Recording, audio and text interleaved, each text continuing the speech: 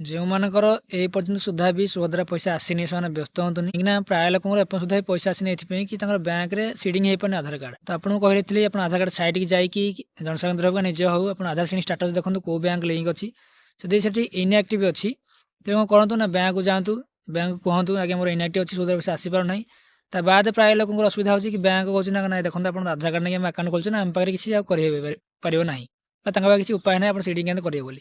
ତ ଆପଣ ଯେକୌଣସି ଜନସେବା କେନ୍ଦ୍ରକୁ ଯାଆନ୍ତୁ ଆଉ ଆଧାର କାର୍ଡ ନେଇକି ଯାଆନ୍ତୁ, ବ୍ୟାଙ୍କ ପାସବୁକ୍ ନେଇକି ଯାଆନ୍ତୁ, ସେଠି ମଧ୍ୟ ଆପଣ ସିଡିଂ ସେ କରିଦେବେ ବହୁତ କମ୍ ଚାର୍ଜ ନେଇକି।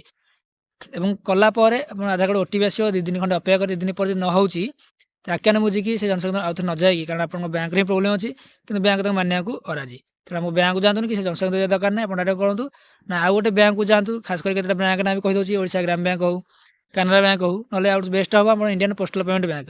এই ବ୍ୟାଙ୍କକୁ ଯାଇକି ଗୋଟେ ଆକାଉଣ୍ଟ ଖୋଲିଦେଲେ 3 ଦିନ ଭିତରେ ଆପଣ ଆଧାର ସିଡିଂ ଅଟୋମେଟିକ୍ ସେ ହେଇଯିବ ଏବଂ ସେଇ ବ୍ୟାଙ୍କକୁ ସୁଭଦ୍ରା ପଇସା ଆସିଯିବ।